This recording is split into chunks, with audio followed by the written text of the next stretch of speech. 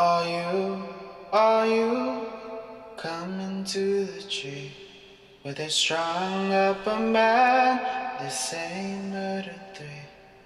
Strange things that happen here. No stranger would it be if we met at midnight in the hanging tree. Coffee. Without it, we would never have had the Industrial Revolution. We'd all be still living in Europe in mud huts. Here in Laredo, we have the Organic Man Coffee Trike. 4501 McPherson, the best coffee on the planet. If you can't get to Laredo, you can order from the Organic Man Coffee Trike.shop.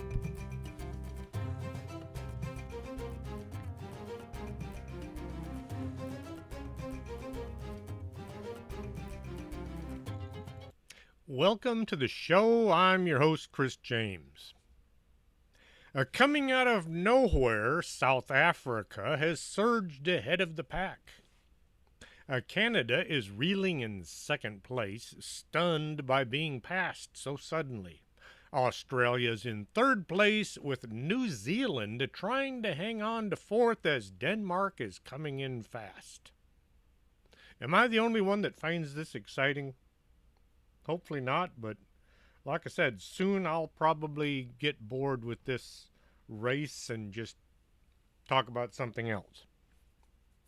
If you have a story that you'd like to see in print, send it to me. It has to be true and something bizarre, paranormal. It can be something your uncle told you, the weird uncle who sees things. Or it can be something that happened to a friend of yours, as long as you know the story. Just send me the details and I'll put it into readable shape. Once I have a draft written up, I'll send it back to you so you can approve it and say, yeah, that's what I want to see. If you do have a story, send it to strangethings@arkanasa.com.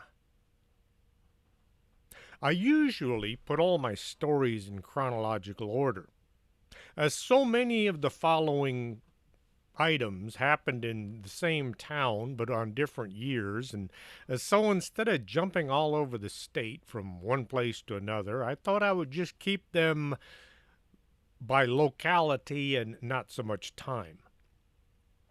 We just got back from the San Antonio Wonderland UFO Festival. That was a great event. I was impressed. Had a lot of people there. The folks running it said that next year it's going to be August 26th. So if you missed it this year, you might want to mark your calendar. August 26th, 2023, that's the Wonderland UFO Festival. Things got off to a bad start. A young couple came to my table and I told them about the books I was offering. I had 6 of mine. There was 2 fiction, one called Saucers, which is loosely based on the Laredo incident, and the other one is called Flying Saucers That Attack Walmart. One is just science fiction and the other is humor. You can figure out which one's which. I also told them about my nonfiction books that I had. After a short discussion back and forth amongst themselves, they told me they wanted all 6. So I opened my Square app on my phone and, it wouldn't let me charge. In fact, it wouldn't let me do anything. It wouldn't even acknowledge that it was open. Well, after poking and prodding and turning the app off and on a couple of times, the young lady offered her assistance. She used a Square in her business. As she took my phone, she poked here, poked there, turned this on, turned that off. The next thing you know, my Square was working perfectly fine. I signed all 6 books, and I signed it with their names. The trouble is, I was so flustered by this time that I can't remember who they were. So, If you're that young couple that came by my table and bought all 6 books early in the morning, send me a note and I'll put your names on the show, which is something I don't do very often. If, on the other hand, you're just happy with having the books, well, that's fine too. Well, anyway, there was a coffee shop just around the corner from where my table was set up. And you know me, I like coffee. Only got there one time because every time I would turn my back, a huge crowd would show up and want to ask me some questions. Now, keep in mind, if you're a vendor, not everybody that asks you a question is going to buy. But you never know. So don't act like, oh, this person is not going to buy anything and ignore them. I try to treat every single person as if they're going to buy every book I've got. And if they don't, well, that's fine too. It's all being nice. The 2 speakers at the show, Joe Rogerio and Daniel Allen Jones, have both been on the show in the past. Unfortunately, since I was there selling books and getting stories, I didn't hear either one of them speak. But my wife did. She ran over and listened. Once we got back, I thought I should do a show on UFO sightings since it was a UFO festival. Just about everybody out there is doing a show on UFOs, even some of the mainstream media. I'm getting a little sick and tired of seeing those same videos over and over as if that's the latest thing. Really think about it. You don't suppose the Navy has more than just that couple of videos? And why won't they show us what the real good videos look like? Well, that's just my opinion. So here are a few of the stories I got from some of the folks in San Antonio. Terry came by my table and she told me about her sighting from back when she was about 12 years old. She lived on a farm in Seymour, Texas. There were 8 kids at the house, ranging from 10 to 17 years. Their folks had gone into town to buy groceries, and the kids were left alone to be kids. While playing in the yard, they saw a huge light coming their way. As it got closer, they could see that this was a flying saucer. There was no sound. It was perfectly quiet, but they could see round windows all around the edge. As it got closer, the kids could see that the bottom of this craft was beginning to open up. Well, this was just too much, and so they ran for the house, some of them crying, others trying to prod the younger ones to keep going. You don't want to be abducted. Bad things might happen. Once they got them all inside the house, well, what do you do now? Some of the kids hid under the beds. Terry glanced out the window just to see what was going on. The light filled the room. Suddenly, the saucer just turned and took off at incredible speed. Shortly after the saucer left, their parents pulled up in the driveway. Well, the kids all tried to tell their folks what they had just seen, and all their parents were a bit skeptical. Probably just saw some ordinary thing in the sky, and their imaginations got the better of them. Well, that wasn't the only time something strange flew over the farm. Eventually, the folks got to have their own sighting, and suddenly the kids weren't imagining things anymore. I hope I'm getting the stories correct. I haven't been able to write them up for my next book yet and mail them off to the different people that told me so they could say yes, no, or maybe on what I wrote. As I'm listening to a person telling their story, I try to take notes. But sometimes something will be said that I just don't get written down, and that's why I like to send the person with the story a draft so they can look at it and say, yeah, that's how it happened. FD stopped by my table with a very interesting UFO sighting. It was actually a bunch of flying objects. He was taking a photograph of a scratch on the hood of his car. As the camera focused on the shiny paint, a weird-looking object was reflected. FD snapped the photo, and then he looked up to see what he had an image of. In the sky overhead, there were about 10 of these flying objects. There was no sound. This couldn't have been a bunch of drones, because if you're familiar with drones, they make noise.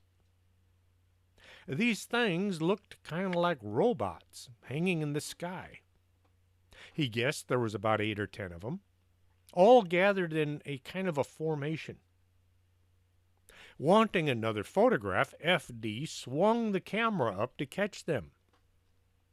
The entire formation took off as if they somehow knew that he was aiming the camera at them. He showed me the image on his phone. The thing was gold and black. It kind of looked like an upright insect with sections, some a little wider than others, like a millipede maybe, or like a robot. It looked to have about 6 or 8 arms that were sticking out to the sides and down. I was able to copy his photograph off of his phone, and, well, I'll be using it in my next book, unless he writes in and says he doesn't want me to.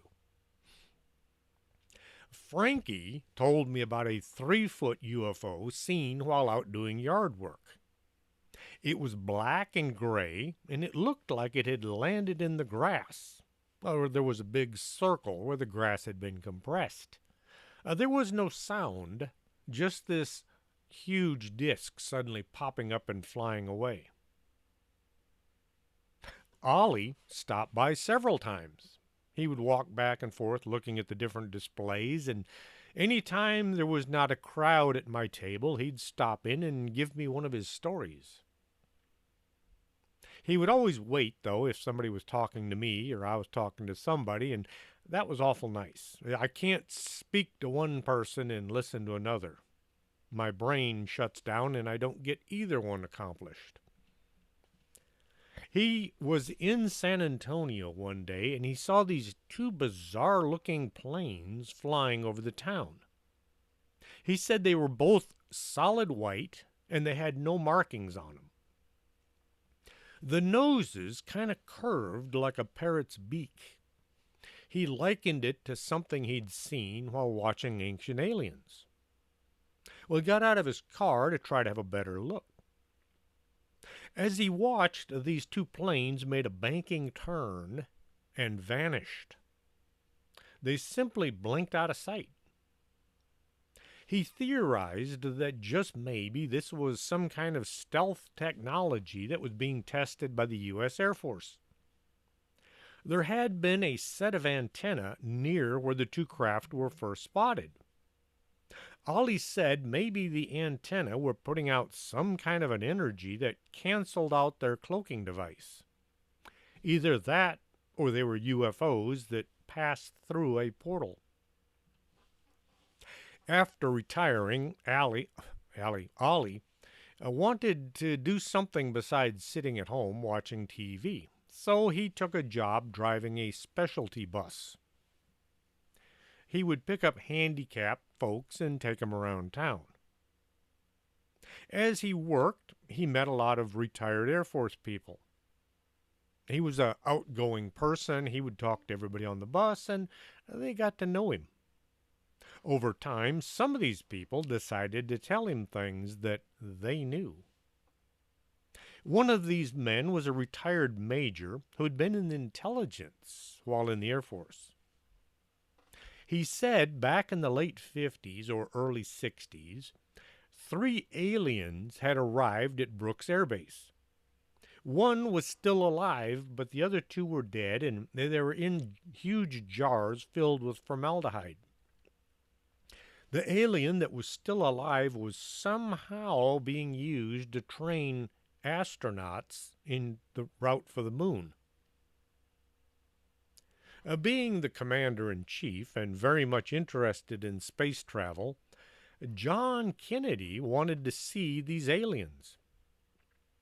November 21st, 1963, Kennedy visited San Antonio, and he did spend some time at Brooks Air Force Base. In 1961, shortly after his election as president, John F. Kennedy announced that he was determined to win the space race with the Soviets. By 1963, relations with the Soviet Union had improved. The Cuban Missile Crisis of October 62 had been settled peacefully. We didn't turn into a giant nuclear wasteland. They had installed a hotline between the White House and the Soviet capital so that if something did come up that was unexplained, the President of the United States and the Premier of Russia could talk about it and determine, well, we don't need to send missiles back and forth. Relations between the United States and the USSR were improving tremendously. The U.S. fascination with the space program was waning. It wasn't quite as exciting as folks had hoped it would be. People were saying that spending $20 billion just to send a couple of guys to the moon was not necessary. They could spend that money on something better. Well, Kennedy was speaking to the United Nations one day, and he proposed that the Soviet Union and the United States cooperate in sending a manned mission to the moon. He said, why should man's first flight to the moon be a matter of national competition? The clouds have lifted a little, he said. The Soviet Union and the United States, together with their allies, can achieve further agreements which spring from our mutual interest and avoiding mutual destruction. Kennedy ordered the folks at NASA, the guys that never a straight answer, to share their files with the Soviet counterparts. The folks at NASA were in a bind. They wanted to keep their secrets held in a tight fist, but the boss had told them, you have to share what you know. Now, Kennedy may have met with a real live alien while in San Antonio. There are people out there who hate the other folks so much, they will do anything to keep them from succeeding. Anything including killing someone. That someone might just be the President of the United States. Kennedy was shot the next day, and Johnson immediately rescinded that order to NASA dealing with the Soviets. I can't read what Lilia said. My notes are horrible. I'll have to contact her and get her story again. Dora used to live in Laredo. She moved to San Antonio, but she would come back here once in a while to visit her family. Her last trip was here to sell the family home. It was a long, arduous task, and she was finally able to call her husband and tell him she was on her way north. Her husband had installed a Wi-Fi booster on her car so her cell phone GPS didn't have to use all their data. I don't know about y'all, but when I drive back and forth from San Antonio, even though I know where I'm going, I like to have my GPS on so it tells me when I'm going to get there. Just something I like to do. I can look up at the screen and it's, I've got 30 more minutes to drive, or holy cow, I still got an hour and a half. Well, Dora had this GPS in her car and she was heading north. Just north of Cotulla, she noticed that the sounds from outside her car had kind of diminished. She said it felt as if her ears were packed full of cotton. She rolled down the window, and it was silent outside. In fact, there was no wind, which is odd because she was still driving. She said it was as if her car were not moving, even though the scenery in front and on either side of her was. This was just too weird, so she pulled over to a gas station and stopped. She didn't need gas and she didn't feel like eating anything, so she just splashed some water on her face to calm down. As she thought about calling a friend, but her cell phone showed that she didn't have a connection. This was very odd because the Wi-Fi booster should have found a tower somewhere. After 10 minutes, Dora got going again. When she finally got home, her husband wanted to know what took so long. He asked her how fast she'd been driving. Well, she was confused by this question. He told her it took 4 hours to drive what should have been a 2.5-hour trip. As she mentioned stopping at the gas station, but that was only for 10 minutes. Her husband looked at the GPS on her phone and asked just where had she stopped. The GPS didn't show her ever pulling off I-35. This reminds me of what happened to Anthony when he was driving from Cotulla. Anthony was in college doing his best to make it to graduation. Like many students, when spring break arrived, he wanted to get away, so he jumped in his car along with a few friends and they headed to San Antonio.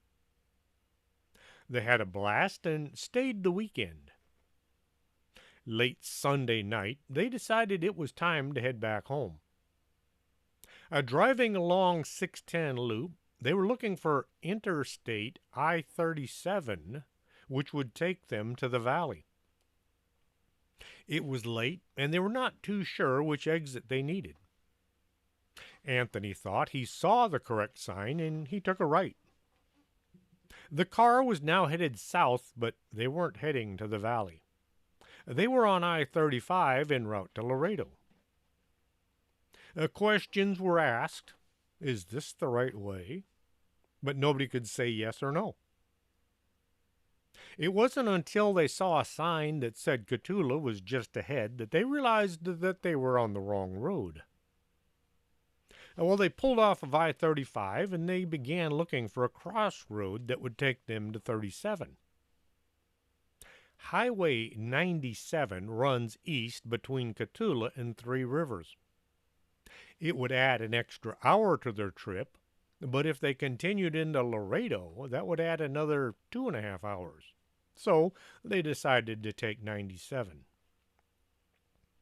It was just after midnight when they headed east on 97. They should be in Three Rivers by 1:30 or 1:45 at the latest. The road they were on didn't have any lights, and it got a bit foggy. There wasn't another car on the road the entire time they were driving, and the radio station faded out. Now it was dead silent as they drove east. As I-37 was coming into view, the sun was peeking over the horizon. Everybody in the car was at a loss as to why it was early morning. Had Anthony driven at just 20 miles an hour, they should have been at I-37 no later than 3:30. He checked the dash clock. But then he checked his wristwatch. He asked everybody else, "What time do y'all have?" Everybody in the car said it was 2:30. All the watches and the vehicle clock had the same time. Everyone was positive it couldn't be any later than 3:30. As they were getting closer to Three Rivers, the radio picked up a station. The DJ announced it was 7 in the morning. Somehow, the guys in the car had lost 4 hours. Later in life, Anthony decided he was going to try hypnotic therapy to see if he could find out what happened to those missing 4 hours. During the session, somebody walked in and interrupted them, and, well, after that, he decided maybe he didn't want to know. Gracie Gonzalez was getting ready to take a drive. She lived in Catula. She got in her car and was about to leave when she noticed there was something flying up in the sky. It appeared to be about 16 feet long. It was rectangular from the angle that she could see it. This thing was hovering about twice the height of a telephone pole from the ground. As she watched, this unknown object passed directly overhead, and suddenly it emitted a bright white light, illuminating the area all around her car. The light didn't give off any heat, and she didn't feel anything like electricity or any other physical manifestation. There's a cat sitting behind my camera, and he's bumping up against it, and that's why it's bouncing. Let me see if I can move that little sucker. Yes, you. Come here. Ah! This is Uncas. I called her Uncas because she was the last kitten born. And, well, if you don't know the last of the Mohicans, hopefully this is the last kitten. There, okay, now my camera's not bouncing anymore. Back to Gracie's story. The light came on twice, and then there was a flashing pulse, and then it stopped. And not knowing what this strange flying object might be, Gracie called her brother to come have a look.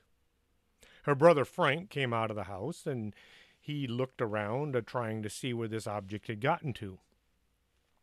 They jumped in the car, and they began driving around town for about 30 minutes, trying to see if they could spot this weird object again. As they were driving, they could see other people coming out of the houses, looking up into the sky. They all appeared to have seen the object as well, but nobody had any idea what they'd seen. Gracie made an entry in her diary so she would be able to remember all the details in the future, and that's how I got the story. She came on Strange Things several years ago. Later that same week, her niece said that their teacher had mentioned something about this weird flying object passing over town as well. Nobody in Catula has seen this same object since that night, but there have been many other sightings. Over the years, people have seen all kinds of flying objects that are not explained as airplanes, clouds, or weather balloons. On several occasions, people have seen bright orange orbs. 15 oil field workers saw an orange orb that split into several smaller orbs. The smaller orbs chased each other around the sky until 2 jet fighters arrived, at which point all of the orbs sped away. On another occasion, the witness spotted a cluster of bright lights, all much larger than any of the stars around them. One bright light was blinking while the others simply hung there. There was no sound coming from the lights, and they faded away after a few seconds. We seem to have our own little triangle here north of Laredo. It runs north to Pearsall, then west to Del Rio, and back south to Laredo. I guess I could name this area. I could call it the Laredo Triangle, but I'm not going to. Let's just call it this area.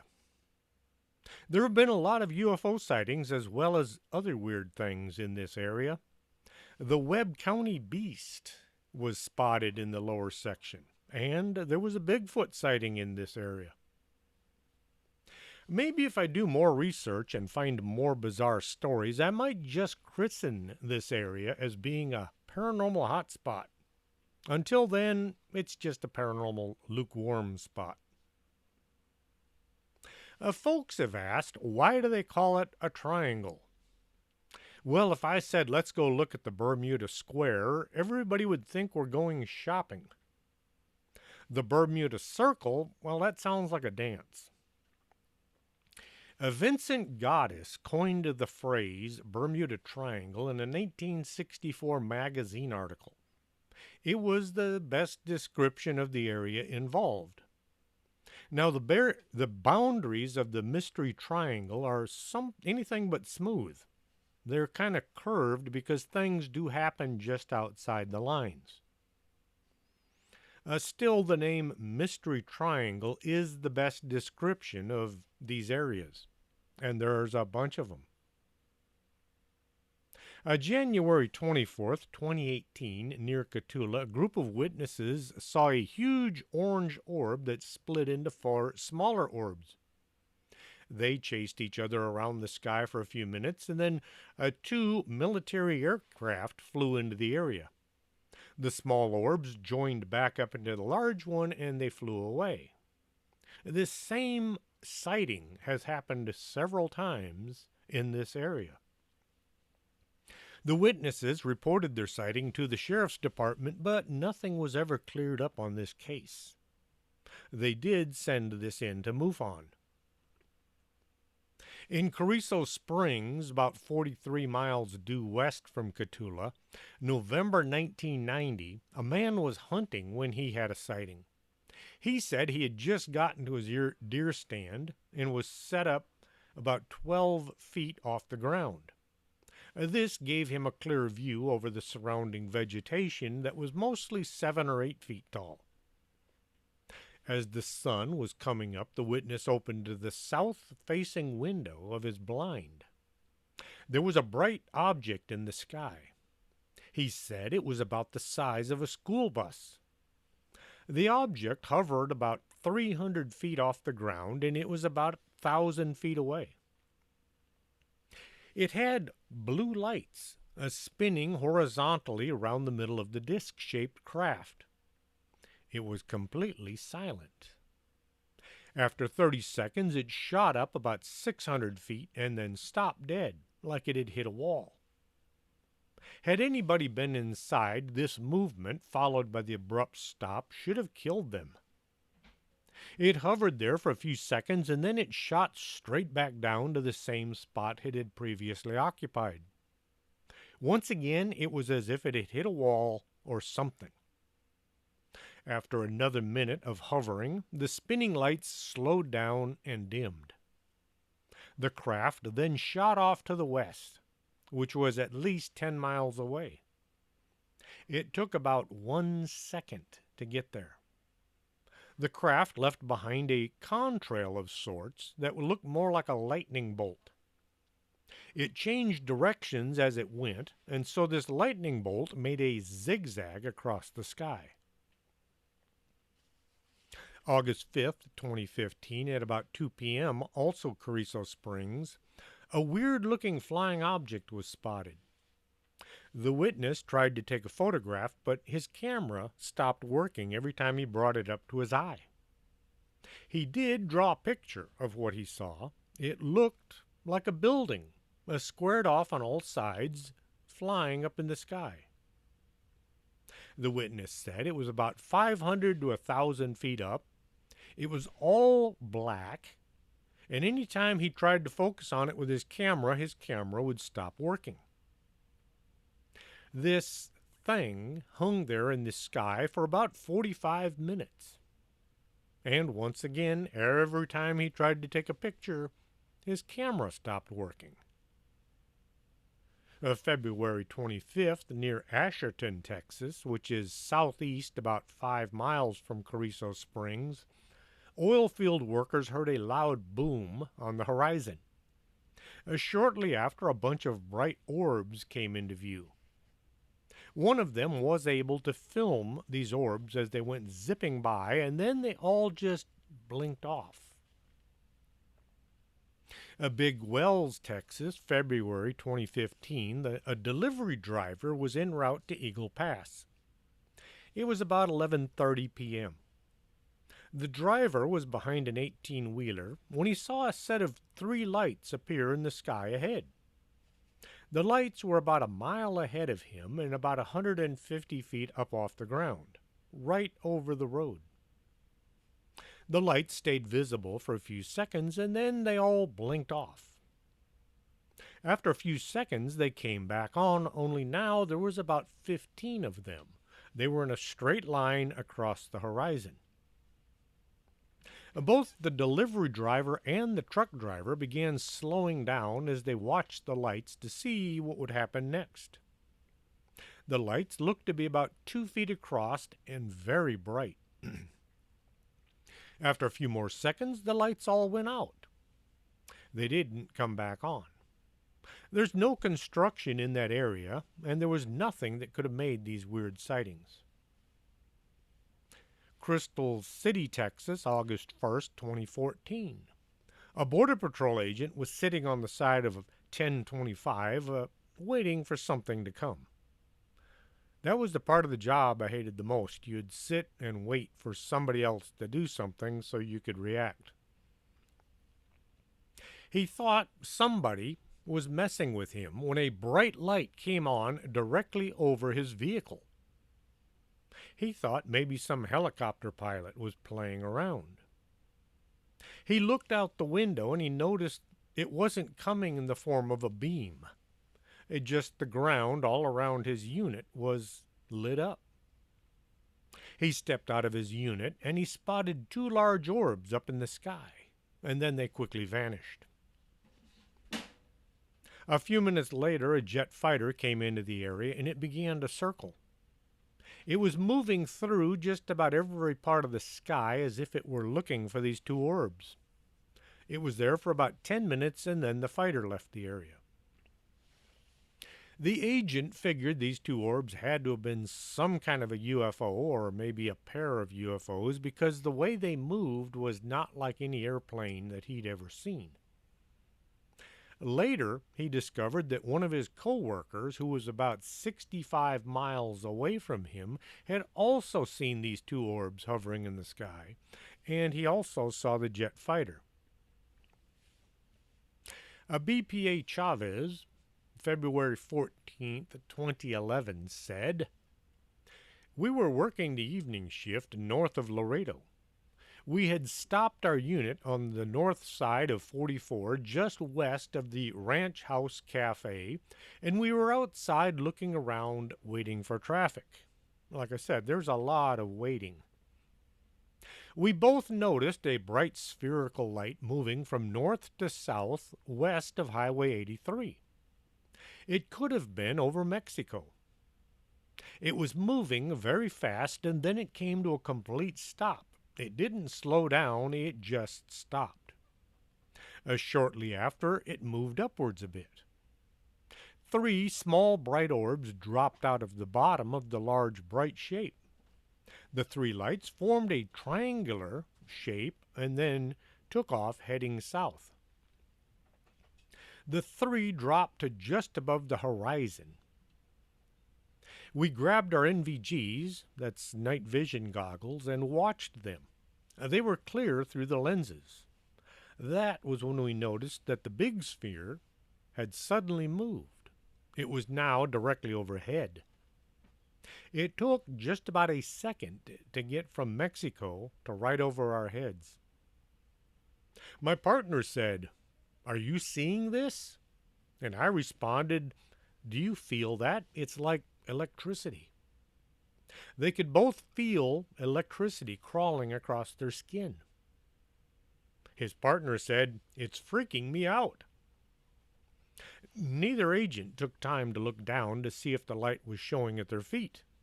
Neither of them wanted to take their eyes off of this craft that was right overhead. The big light began to blink.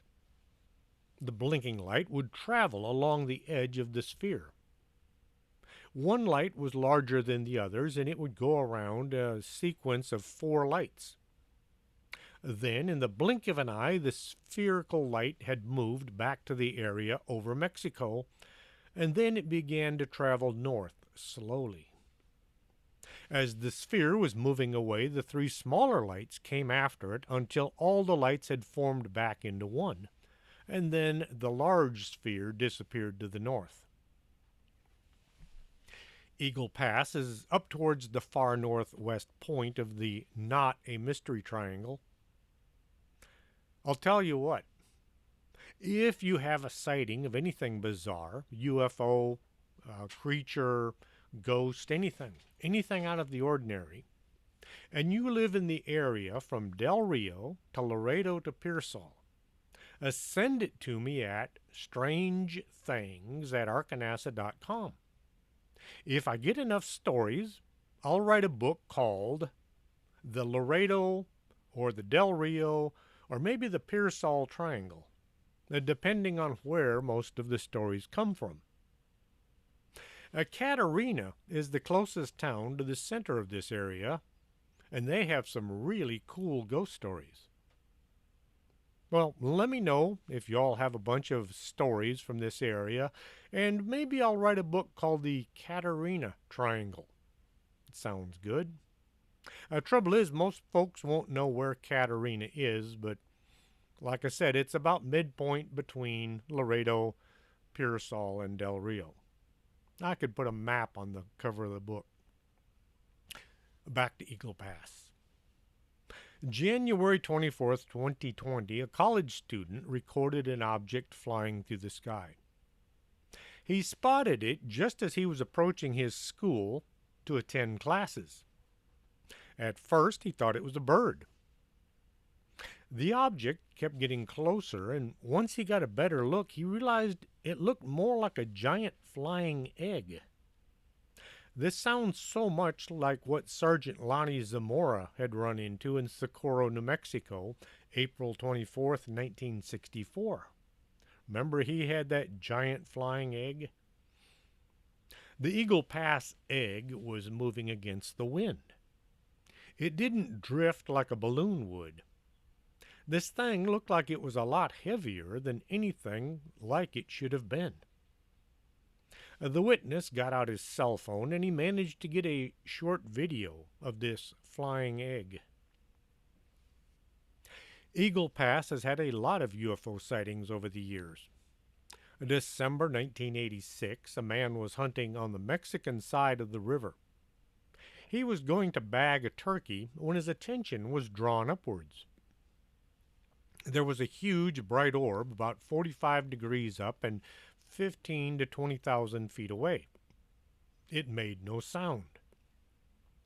As he watched the orb change colors, it went from white to red. It didn't blink like the marker lights on an airplane. It would be white for a few seconds, then it would slowly fade and it would turn red. The rancher who was with him said they saw these weird lights all the time. They watched this light for 15 to 20 minutes before it moved away. December 1998, a man was hunting near the U.S.-Mexico border. The sun was going down and it was time to head in. He looked up and he spotted 3 bright lights in the sky on the U.S. side of the river. At first, he thought they were just airplanes, but they weren't moving and nothing was blinking. People from the ranch where he was hunting had been talking about seeing these weird objects in the sky, but this was his first encounter. The lights just hung in one spot, not moving or making any sound. He could see the U.S. Customs and Border Patrol blimp was visible, and he could see the marker lights. Now they were blinking. After watching these lights for a few minutes, red, blue lights began to shoot out in all directions. The white light began to move about the sky in weird directions. This went on for about 20 minutes. Suddenly, the light blinked out. He walked back to his camp to check to see if anything was on the map that would say there was a military base nearby. The only thing he could find was a radar base. There have been sightings in Ciudad Acuña, Mexico, across the river from Del Rio. Some of y'all are going to recognize that name, Ciudad Acuña. The following little story comes from radiohistorian.org. When the United States Congress enacted the Radio Act of 1927, the AM broadcast band had devolved into complete chaos. There were 732 radio stations operating on 89 radio channels. There were too many stations that were beginning to interfere with each other. Congress charged the new Federal Radio Commission with bringing order out of this chaos. The one thing they could do was shut down some of these radio stations. If any of y'all remember back in the old days when all you had was an AM radio, some stations would go off the air at sundown. This was because when the sun went down, the signals could go farther. In the spring of 1928, the FRC commissioners ordered 164 stations to cease broadcasting. Among these, one of their chief targets was a station called KFKB in Milford, Kansas, which was operated by Dr. John Romulus Brinkley. The doctor didn't exactly have a medical license, but that didn't slow him down any. He operated the Brinkley Hospital in Milford, and his signature procedure was, you might want to sit down for this one, he would graft goat testicles onto humans. This was a form of cure for male impotence, and he was making a ton of money doing it. Brinkley's lifelong adversary, Dr. Morris Fishbein, was the editor of the Journal of American Medicine. He had made a career out of exposing medical fraud. Now, this was back in the 20s and 30s, keep in mind. On several occasions, Fishbein had publicly exposed Brinkley as being a quack, and he was making money on other people's difficulties. In the process, Dr. Fishbein approached the Federal Radio Commission and he asked them to look into Dr. Brinkley's doings. The FRC conducted a formal hearing in Washington in 1930, which resulted in cancellation of Brinkley's license to operate KFKB. Brinkley appealed the decision, but he was ruled against in 1931. Then the AMA successfully convinced the Kansas State Medical Board to revoke Brinkley's license to practice medicine, which, the way I understood it, he didn't have one to begin with. They told him he couldn't practice medicine even without a license, I guess. For a number of years, the Mexican government had been in unproductive discussions with the United States over the inequitable distribution of broadcast frequencies. Because the U.S. had been the early adopters of radio broadcasts, they had gobbled up all of the frequencies for themselves. They allowed Canada to have a few, and they didn't give anything to Mexico. When broadcasting in Mexico finally got underway, they discovered that every band on the radio was overflowing with interference coming out of the north. By 1931, Mexican authorities were more than happy to consider Dr. Brinkley's request to build a powerful new radio station on the Mexican side of the border. Brinkley became a valuable pawn in the fight for radio space between the United States and Mexico. XER, the continent's most powerful radio station, began construction in Villa Acuña in 1931. The towers were just a stone throws away from the Rio Grande River, just across from Del Rio, Texas, where the city fathers were looking forward to a huge income thanks to having Dr. Brinkley now practicing in their town. Brinkley contracted Will Branch to put together XER's 50,000-watt transmitter, which was then changed to 185,000 watts. There were two 300-foot towers. that had a flat top wire antenna between them, and it was oriented in such a way that most of the radio signal was sent to the north into the United States. The studio for XER was located in the Roswell Hotel in Del Rio, and they had a broadcast quality phone line that went across the bridge into Mexico to the transmitter. XER's inaugural broadcast was October 21st, 1931. They were on the air from sunset to sunrise when most radio stations were going off the air. Signal reports quickly came in indicating that the station was being heard in every state in the United States and 15 other countries. They also received a flood of interference complaints as XER's frequency, 735 kilohertz, was sandwiched right between two American stations, WSB in Atlanta and WGN in Chicago. Back when I was a young kid, we used to listen to Chicago, WGN, middle of the night in League City, Texas. Anyway, protests quickly filtered back to the Mexican government of all of these radio stations in the U.S. complaining when they rubbed their hands together when they realized that now the U.S. government was going to have to talk to Mexico. The Mexican government didn't all see eye to eye, and some of the agencies disagreed with the Communications Authority for having licensed such a powerful radio station to a foreigner. In 1933, the Mexican Health Department levied fines of 350,000 pesos against the station because they only broadcast in English, and that their program material did not conform to the department's regulations. Brinkley simply ignored all these fines and he refused to change his programming. Ultimately, everything came to a head February 24, 1933, when federal troops seized his transmitter, and then they shut down the station. XER was off the air for 20 months.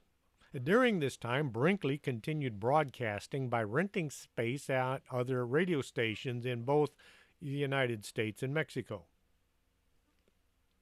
He dissolved the Via Acuña Broadcast Company, and he replaced it with the Cia Mexicana Radiofusora Fronterza. I hope I pronounced that right. A Mexican corporation that was now owned by a restaurant owner. Now, the restaurant owner was just a figurehead. He still owned it. It was just in her name. His new radio station was XEAW out of Reynosa. Eventually, December 1934, a judge in Piedras Negras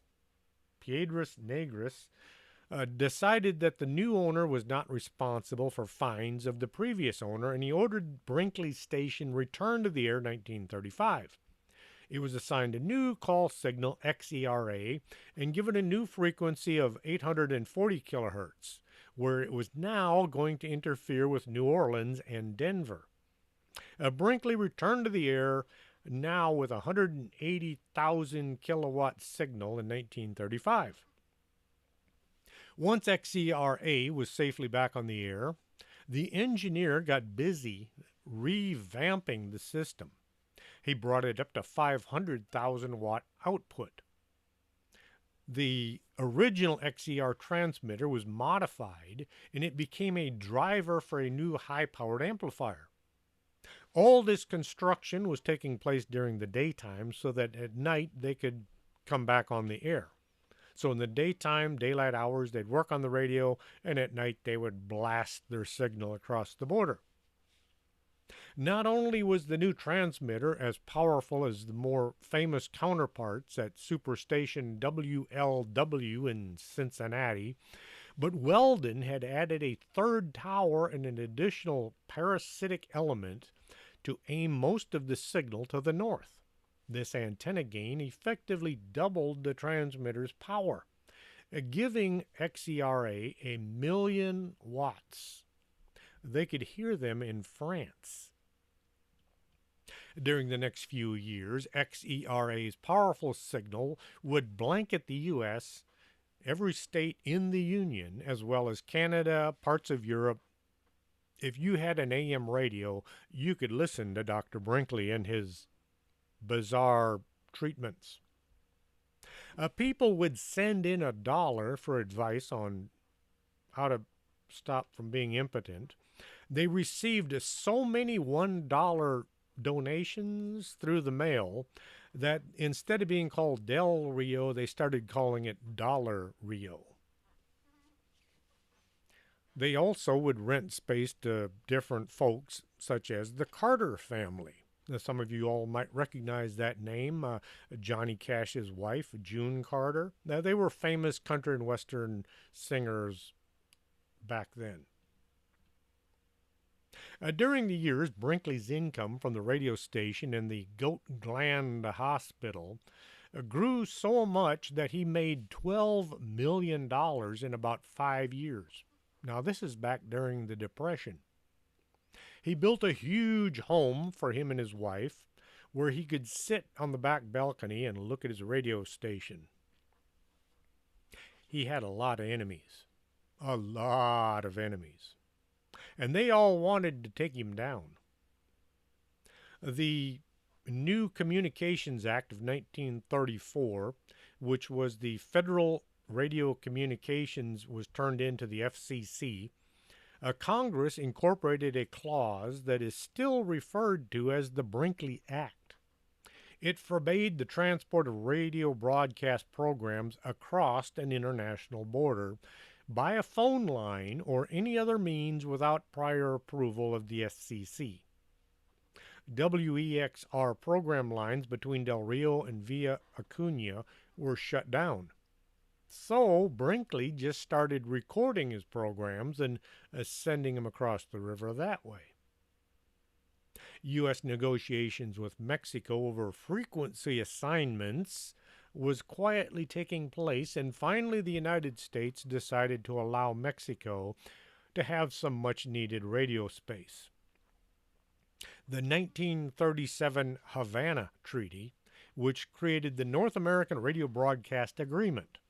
The treaty completely reorganized the AM broadcast band, and it allocated specific number of clear channel frequencies to Mexico, Canada, and the Caribbean. Through the NARBA negotiations, the future of Brinkley's radio station was a bargaining chip. It was understood that Mexico would make a station disappear from the airwaves with a quid pro quo from American concessions. As soon as the treaty was ratified in 1839, the Mexican government ordered XERA's power reduced to 180 kilowatts. A new Mexican channel plan was drawn up, and there was no new frequency assigned to XERA. Finally, Brinkley did fly to Mexico City to try to reason with the folks, and on his way back, he suffered a heart attack. He also had a blood clot that went from one of his legs, and it caused him to have his leg amputated. Finally, he died from another heart attack May 26, 1942. I know I took a little bit of a sidetrack there, or got off the line of UFOs, but some of you all out there might have been interested. And just about everybody has heard of the radio station in Ciudad Acuna. And now back to the Ciudad Acuna sighting. A man and his wife were driving along the river on the Mexican side. They were heading northwest to Lake Amistad. It was about 1 a.m., and they came up over a slight rise in the road. Ahead, just above the highway, was a huge yellow orb. It was big enough that if it had landed, it would have covered the entire road. This UFO was completely silent. There was no sign of any kind of energy coming from it. The trees and the grass along the side of the highway was not moving by any energy coming from the orb.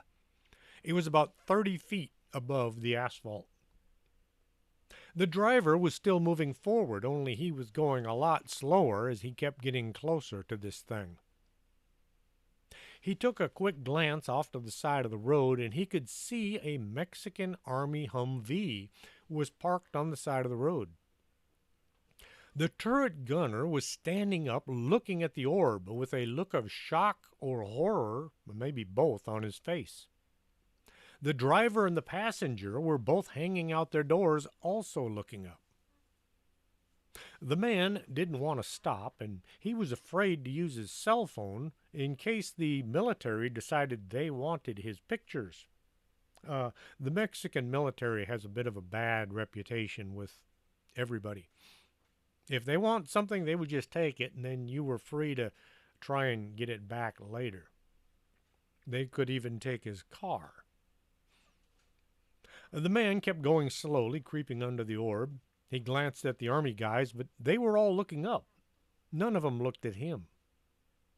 Once him and his wife were on the other side of the orb, he slowly increased his speed.